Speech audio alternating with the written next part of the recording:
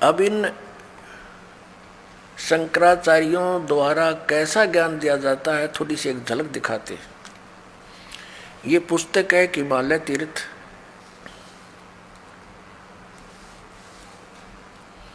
JP Namboori इसके ये लेखक हैं।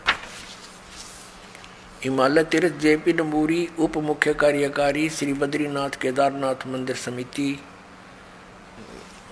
कोलकाता से प्रकाशित है। पहला प्रकाशन।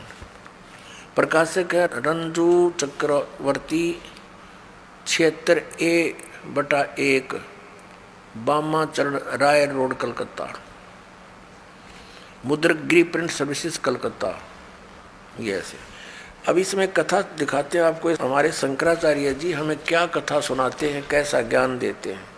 यह एक कथा सिंपल सी लेंगे, ज़्यादा इतना समय नहीं हम वेस्ट करेंगे। देखना, ये पृष्ठ नंबर 19 पे एक कथा सुनाई है इन्होंने इन तीर्थों के बारे में। ये तीर्थ कैसे बने,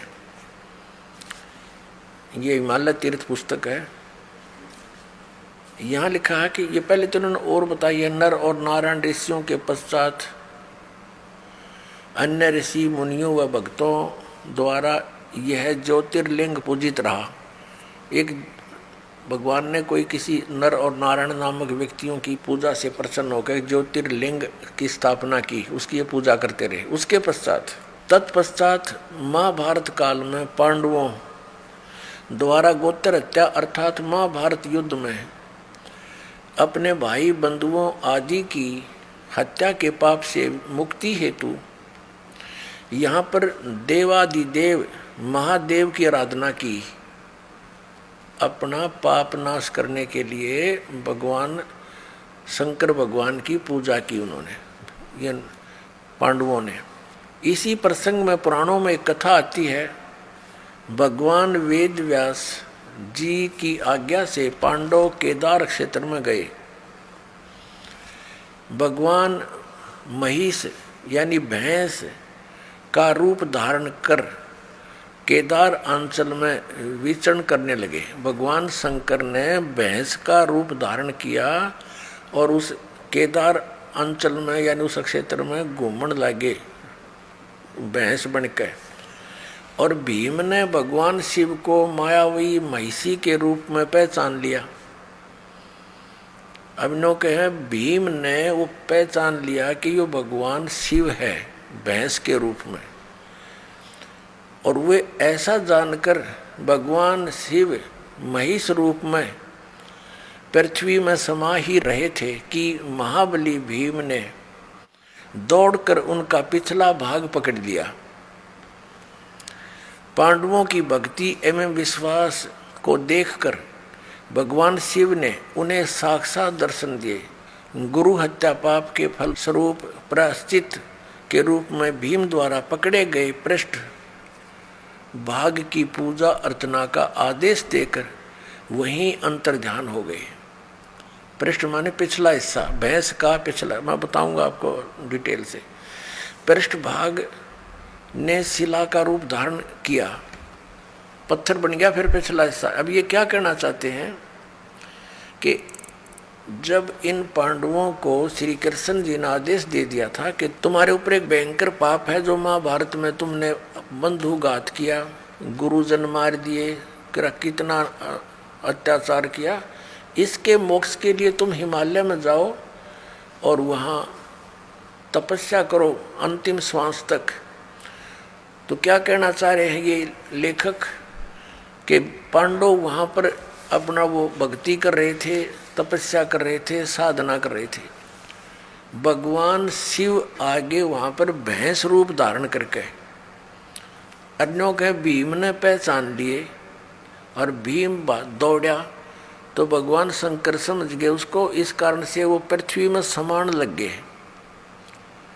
और फिर केवल पृष्ठ भाग यानी पिछला हिस्सा शेष रह रहा था पृथ्वी में जानते। महाबली भीम ने पकड़ कर डांट लिया कसूती तरह, और वो फिर इतना बार रह गया, फिर वो पत्थर का बन गया।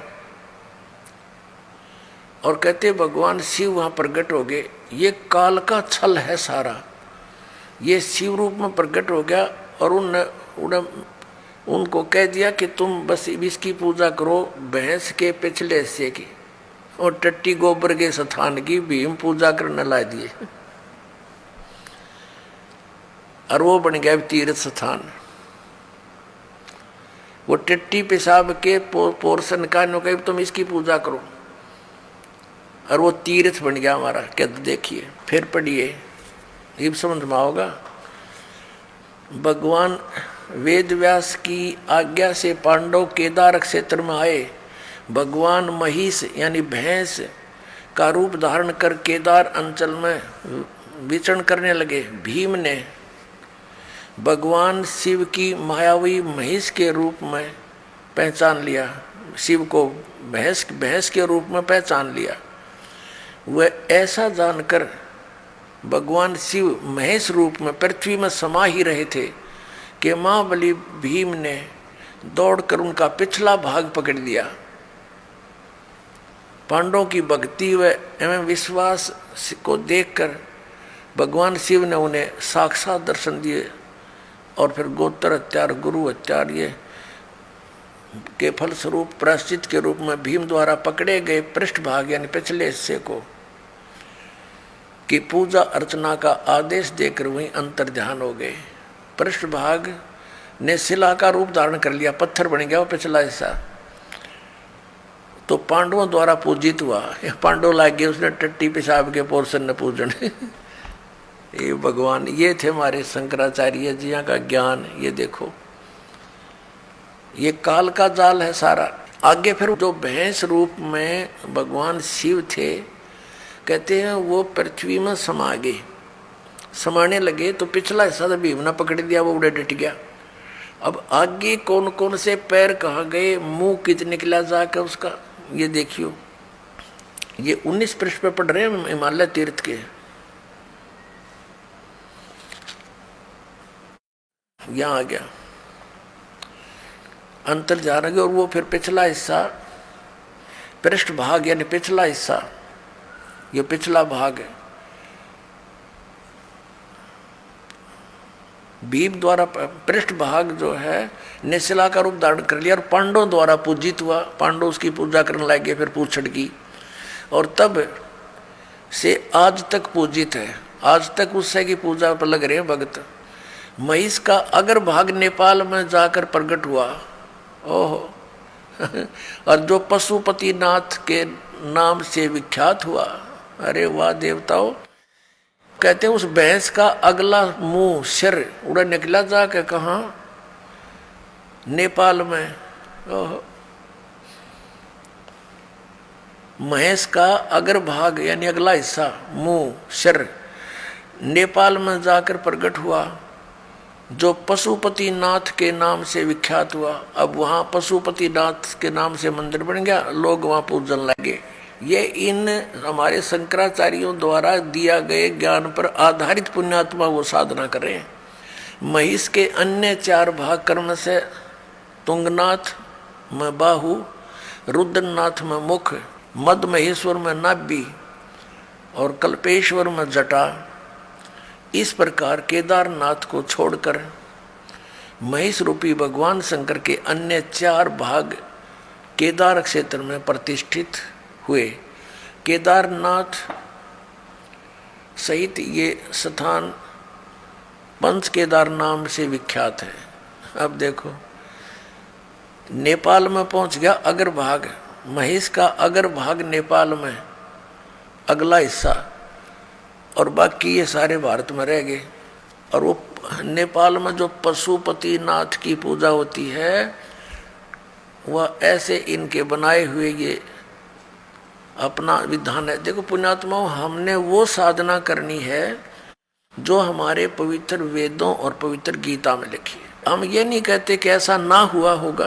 भक्ति मार्ग में कोई भी चीज असंभव नहीं होती, क्योंकि ये काल भगवान 1000 कला का भगवान है, सहस्र कला का और सहस्र भुजा का। तो ये भी बहुत प्रबल है, बहुत शक्ति युक्त है, सिद्धियां हैं इसके अंदर। ये कुछ भी कर सकता है इस प्रकार के भ्रमित करने के लिए। तो हम ये नहीं कहते कि ऐसा नहीं हुआ होगा, ये फिर ये तो यादगार रहेगी। हमने पूजा वही करनी है जो हमारे सदग्रंथ बताते।